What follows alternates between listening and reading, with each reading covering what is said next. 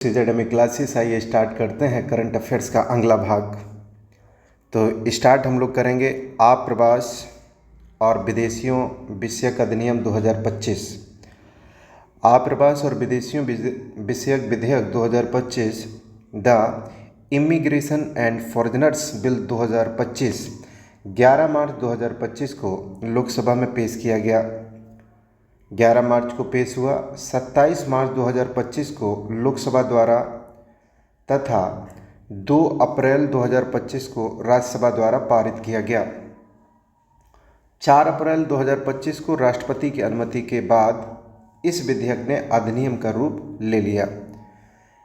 इस अधिनियम का मुख्य उद्देश्य भारत में विदेशियों के आप्रवास, प्रवेश और ठहरने की विनियमित करना है।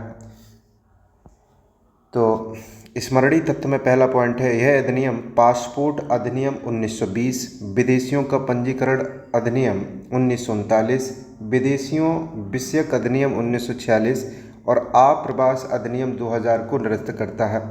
किसको किसको निरस्त किया? 1920, 1939, 1946 और 2000 को निरस्त कर दिया। आगे है, नए अधिनियम के तहत भारत में प्रवेश या भारत से प्रस्थान के लिए प्रत्येक व्यक्ति के पास वैध पासपोर्ट अथवा निर्धारित अन्य यात्रा दस्तावेज होना अनिवार्य है।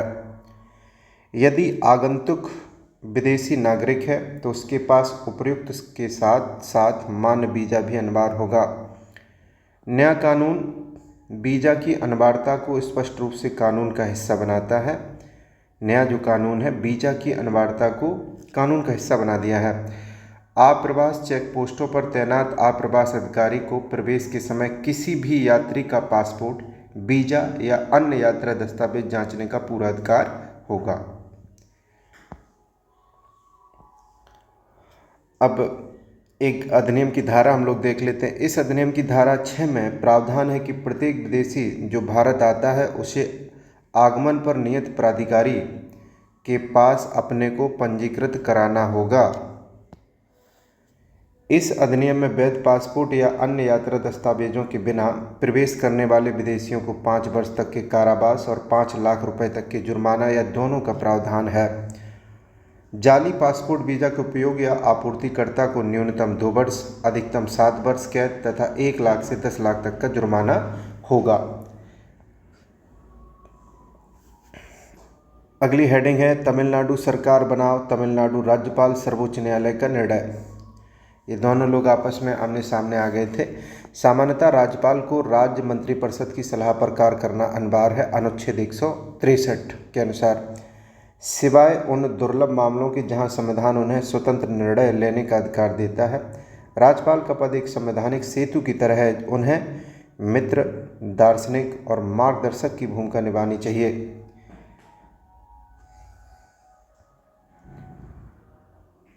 न कि राजनीतिक गतिरोध का कारण बनना चाहिए। तमिलनाडु में ऐसा ही एक विवाद तब गहराया जब राज्यपाल RN रवि ने राज्य विधानसभा द्वारा पारित कई महत्वपूर्ण विधेयकों को स्वीकृति देने से या तो इनकार कर दिया या उनको लंबे समय तक लंबित रखा। राज्य की द्रविड़ मुनेत्र कड़गम DMK सरकार ने आरोप लगाया कि राज्यपाल ने जानबूझकर संवैधानिक प्रावधानों की अवहेलना की और निर्वाचित विधायिका के निर्णयों को अनिश्चित काल तक रोके रखने का प्रयास किया। अंततः तमिलनाडु सरकार बनाओ तमिलनाडु राज्य के राज्यपाल एवं अन्य मामले में यह विवाद सर्वोच्च न्यायालय तक पहुंचा, जहां 8 अप्रैल 2025 को सुप्रीम कोर्ट ने ऐतिहासिक निर्णय देते हुए राज्यपाल के कदम को असंवैधानिक ठहराया और विधेयकों के संबंध में राज्यपाल की अधिकार सीमा को स्पष्ट कर दिया। अब बहुत सारे ये विधेयक थे, अब यहाँ देख लेते हैं। अनुच्छेद 200 के प्रथम प्रावधान अनुसार यदि विधेयक पुनः पारित होकर आए तो राज्यपाल उस पर स्वीकृति देने से इनकार नहीं कर सकते हैं। लेकिन 28 नवंबर 2023 को राज्यपाल ने इन दोबारा पारित विधेयकों को राष्ट्रपति के विचारार्थ आरक्षित करने का निर्णय लिया। इसी से ये पंगा क्रिएट हो गया। सर्वोच्च न्यायालय का निर्णय क्या रहा? विस्तृत सुनवाई के उपरांत 10 फरवरी 2025 को न्यायमूर्ति JB पारदीवाला एवं न्यायमूर्ति R महादेवन की पीठ ने निर्णय सुरक्षित रखा। इस दौरान न्यायालय ने गंभीर प्रश्न उठाए, क्या राज्यपाल को बिना कोई कदम उठाए विधेयकों को अनिश्चित काल तक रोकने का अधिकार है। क्या राज्यपाल पुनः पारित विधेयक को राष्ट्रपति को भेज सकते हैं? ऐसा नहीं होता, इसीलिए तो सवाल उठा दिए वहाँ पे। अब आगे हम लोग चलते हैं। न्यायालय ने तमिलनाडु सरकार के पक्ष में निर्णय देते हुए न केवल लंबित विधेयकों को कानूनी स्वीकृति प्रदान की, बल्कि भविष्य हेतु राज्यपालों के लिए विधेयकों संबंधी समय सीमा एवं दिशा निर्देश भी तय कर दिए। भविष्य के लिए भी आगाह कर दिया। असाधारण उपाय करते हुए सुप्रीम कोर्ट ने अनुच्छेद 142 के अंतर्गत अपने पूर्ण न्याय के अधिकार का इसमें प्रयोग किया। अनुच्छेद 142 का न्यायालय ने स्पष्ट किया कि ये सभी विधेयक उसी तिथि से अधिनियमित माने जाएंगे जिस दिन वे विधानसभा द्वारा पुनर्विचार के बाद राज्यपाल को प्रस्तुत किए गए थे। अब यदि मंत्रिपरिषद की सलाह विधेयक पर अनुमति को रोकने हेतु है या राष्ट्रपति के विचार के लिए आरक्षित करने हेतु है, तो ऐसी सलाह पर भी राज्यपाल 1 माह में कदम उठाएंगे, ये भी स्पष्ट कर दिया गया है। अनुच्छेद हम 200 को पढ़ लेते हैं।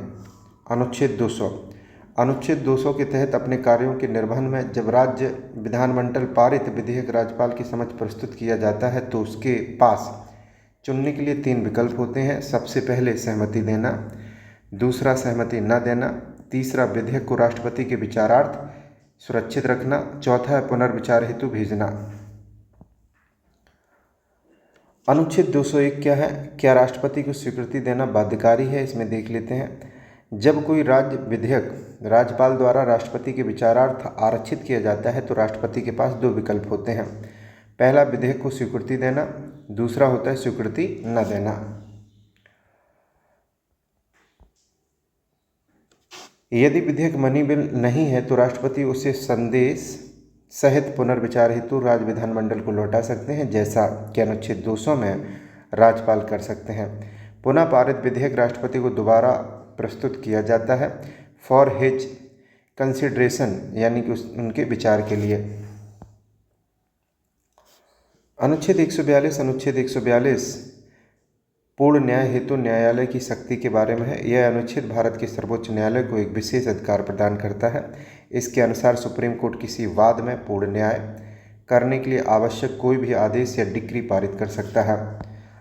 अब हम लोग पढ़ते हैं बॉयलर अधिनियम 2025। बॉयलर एक ऐसा उपकरण है जिसमें दबाव की सहायता से भाप उत्पन्न की जाती है। भारत में वर्ष 2024 तक लगभग 40 लाख स्टीम बॉयलर संचालित हो रहे हैं। 2024 तक 40 लाख।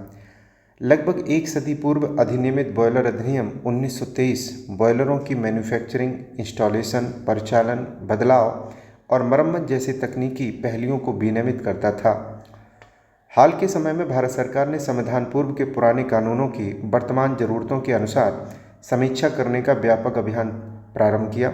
इसी क्रम में वर्ष 1923 के बॉयलर अधिनियम की भी समीक्षा की गई। समीक्षा के दौरान पाया गया कि अधिनियम में कई प्रावधान अप्रासंगिक हो गए हैं। बॉयलर विधेयक 2024 को राज्यसभा में 8 अगस्त 2024 को पेश किया गया। राज्यसभा ने 4 दिसंबर 2024 को इसको पारित कर दिया। लोकसभा में विधेयक 25 मार्च 2025 को पारित किया गया। 4 अप्रैल 2025 को इसे राष्ट्रपति द्वारा मंजूरी प्राप्त हुई। बॉयलर अधिनियम 2025 के मुख्य प्रावधान हैं बॉयलर एवं बॉयलर घटकों के निर्माण, स्थापना, परिचालन, बदलाव और मरम्मत संबंधी विनियमन। केंद्रीय बॉयलर्स बोर्ड के गठन का प्रावधान किया गया है। राज्य सरकारों को बॉयलर के निरीक्षण और प्रमाणन के लिए निरीक्षक नियुक्त करने का अधिकार दिया गया है।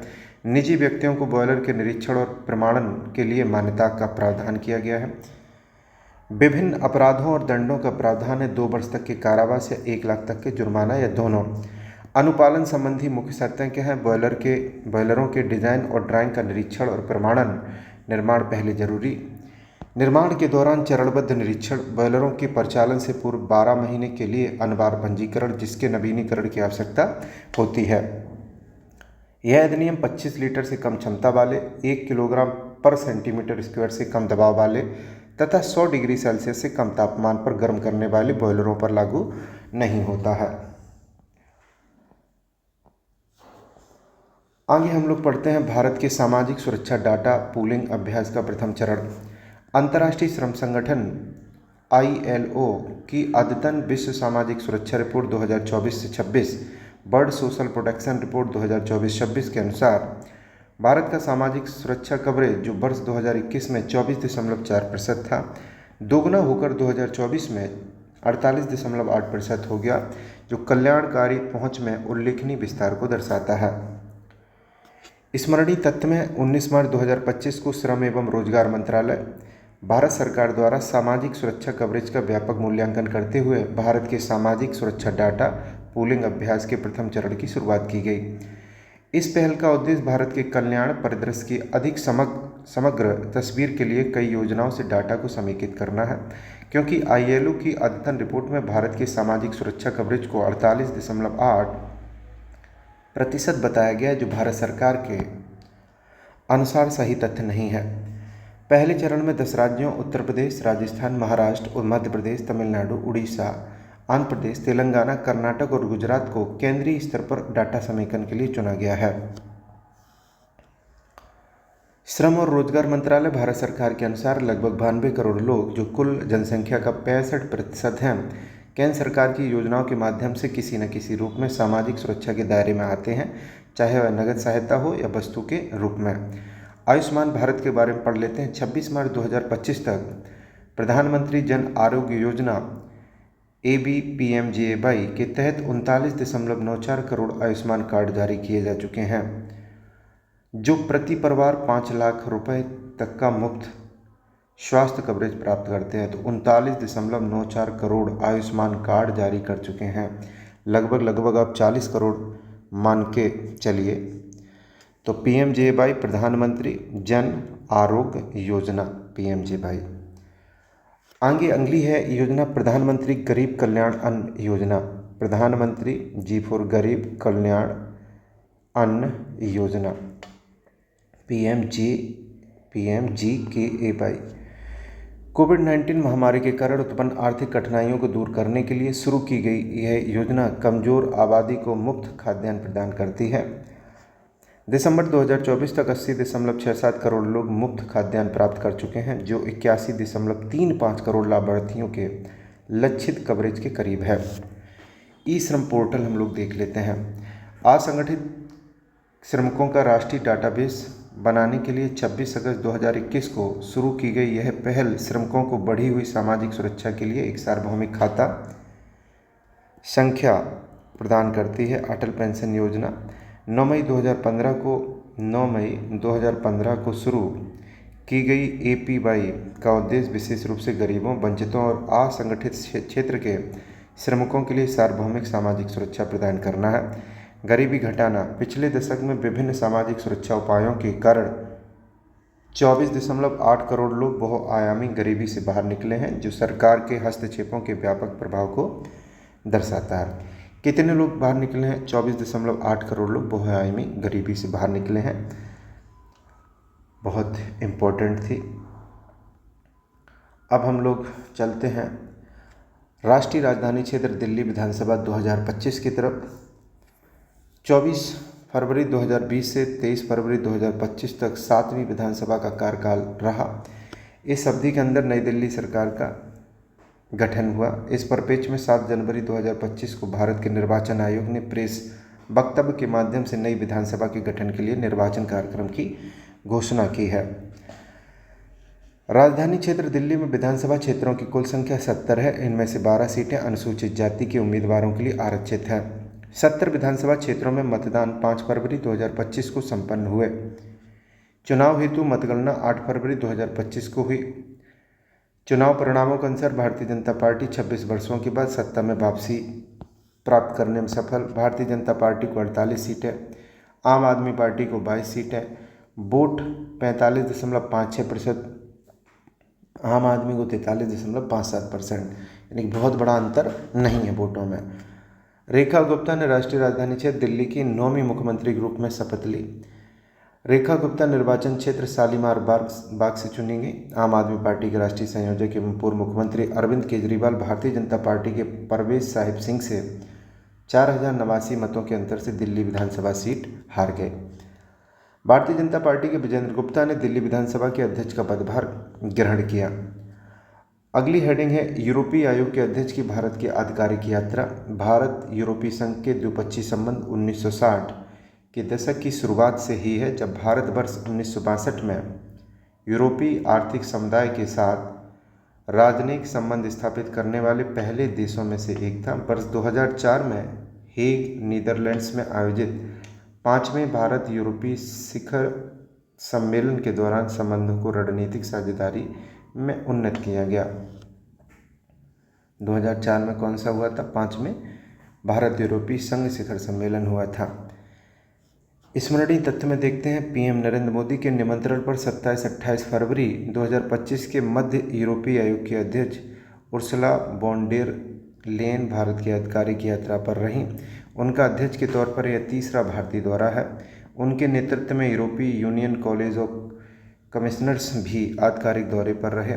यह यूरोपीय यूनियन कॉलेज ऑफ कमिश्नर्स का पहला भारतीय दौरा रहा। उल्लेखनीय है कि यूरोपीय संघ भारत का सबसे बड़ा व्यापारिक साझेदार है, जो वर्ष 2023 में 124 बिलियन यूरो मूल्य के माल व्यापार या कुल भारतीय व्यापार का 12.2% हिस्सा है। अब आगे चलते हैं प्रधानमंत्री की फ्रांस यात्रा पर। भारत एवं फ्रांस के मध्य घनिष्ठ एवं मित्रतापूर्ण संबंध 1947 में राजनयिक संबंधों की स्थापना के बाद से ही बने हैं। वर्ष 1998 में दोनों देशों ने अपने राजनयिक संबंधों को उन्नत कर उसे रणनीतिक साझेदारी का दर्जा प्रदान किया। दोनों देश वर्ष 2047 तक द्विपक्षीय संबंधों की दिशा तय करने के लिए एक रोड मैप बनाने पर सहमत हुए हैं। स्मरणीय तथ्य, फ्रांस के राष्ट्रपति इमैनुअल मैक्रॉन के निमंत्रण पर भारतीय प्रधानमंत्री नरेंद्र मोदी 10 से 12 फरवरी 2025 के दौरान फ्रांस की आधिकारिक यात्रा पर थे। यह ऑफिशियल विजिट। यह प्रधानमंत्री मोदी का फ्रांस का छठा दौरा रहा। इससे पहले उन्होंने जुलाई 2023 में भारत फ्रांस के रणनीतिक साझेदारी की 25वीं वर्षगांठ के अवसर पर बेस्टिल दिवस समारोह के मुख्य अतिथि के रूप में फ्रांस का दौरा किया था। फ्रांस के राष्ट्रपति जनवरी 2024 में भारत के दौरे पर थे, जब वे भारत के 75वें गणतंत्र दिवस के मुख्य अतिथि थे। 75वें रहे हैं। पीएम मोदी ने इस यात्रा के दौरान फ्रांस के राष्ट्रपति के साथ पेरिस में आयोजित एआई एक्शन शिखर सम्मेलन की सह अध्यक्षता की। इस अवसर पर प्रधानमंत्री ने घोषणा की कि भारत अगले एआई एक्शन शिखर सम्मेलन की मेजबानी करेगा। इस यात्रा के दौरान दोनों नेताओं ने मार्सेले में संयुक्त रूप से भारतीय महावाणिज्य दूतावास का उद्घाटन किया। मार्सेले में भारतीय महावाणिज्य दूतावास का उद्घाटन किया। दोनों नेताओं ने मार्च 2026 में नई दिल्ली में भारत फ्रांस नवाचार वर्ष के उद्घाटन की घोषणा की। 2026 में नई दिल्ली में इस अवसर पर संयुक्त अरब अमीरात और भारत के नियंत्रण पर फ्रांस ने मैनग्रोव अलायंस फॉर क्लाइमेट में शामिल होने का निर्णय लिया। अब अगला विवाद है डुप्लीकेट मतदाता पहचान पत्र विवाद और संवैधानिक संदर्भ। 27 फरवरी 2025 को पश्चिम बंगाल की मुख्यमंत्री ममता बनर्जी ने आरोप लगाया कि विभिन्न राज्यों में मतदाता पहचान पत्रों के डुप्लीकेट नंबर प्राप्त हो रहे हैं। इससे चुनाव आयोग की कार्यप्रणाली पर सवाल उठे हैं, जिससे मतदाता पहचान प्रणाली की विश्वसनीयता पर बहस शुरू हुई है।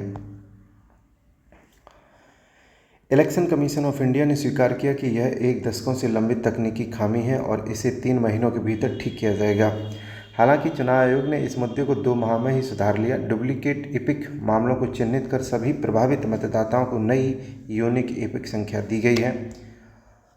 राष्ट्रीय स्तर पर प्रत्येक मतदाता को एक अद्वितीय पहचान कोड प्रदान की गई है। एरोनेट प्लेटफॉर्म को अपडेट किया गया है, जिसमें एपिक नंबरों का दोहराव रोका जा सके।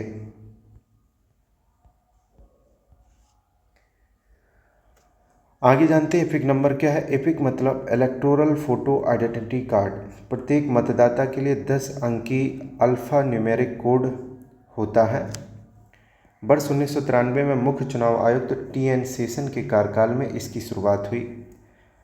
एरोनेट क्या है? वर्ष 2017 में निर्वाचन आयोग द्वारा विकसित डिजिटल प्लेटफॉर्म है, जो मतदाता सूची के केंद्रीकृत प्रबंधन के लिए है।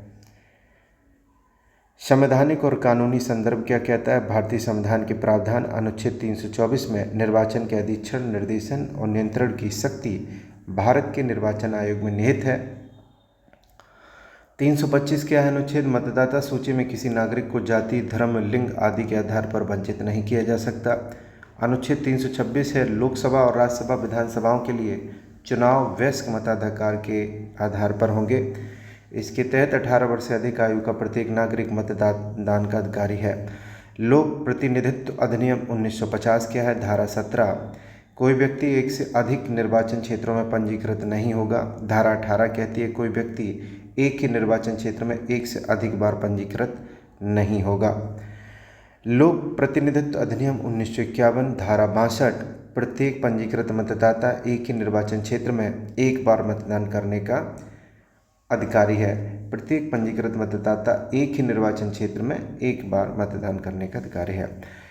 अगली हेडिंग है मुल्ला पेरियार बांध विवाद, पृष्ठभूमि, वर्तमान स्थिति और सुप्रीम कोर्ट का हस्तक्षेप। मुल्ला पेरियार बांध जो विवाद है भारत के सबसे पुराने और जटिल अंतर्राज्यीय जल विवादों में से एक है, जिसमें तमिलनाडु और केरल की सरकारें बांध की सुरक्षा, संचालन और मरम्मत कार्यों को लेकर मतभेद रखती हैं। 19 फरवरी 2025 को भारत के सर्वोच्च न्यायालय ने मुल्ला पेरियार बांध के संबंध में केरल के खिलाफ तमिलनाडु की शिकायतों की जांच के लिए एक पर्यवेक्षी समिति सुपरविजनरी कमेटी को विचार करने का निर्देश दिया। केंद्र सरकार द्वारा राष्ट्रीय बांध सुरक्षा प्राधिकरण के प्रमुख की अध्यक्षता में इस समिति का गठन 3 जनवरी 2025 को किया गया था। 6 मई 2025 को भारत के सर्वोच्च न्यायालय द्वारा पर्यवेक्षी समिति की सिफारिशों को लागू किए जाने का निर्देश दिया।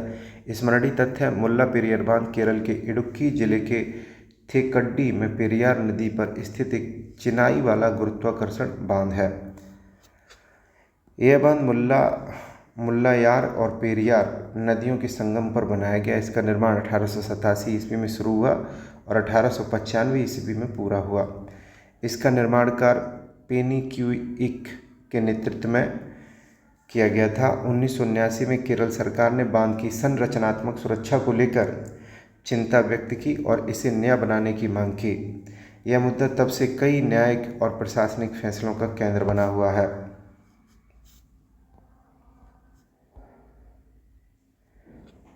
तमिलनाडु का पक्ष क्या है? तमिलनाडु द्वारा मुल्ला पेरियार बांध में जल स्तर बढ़ाकर 136 फीट से 142 फीट करने तथा अन्य सुदृढ़ीकरण उपायों की मांग की गई है।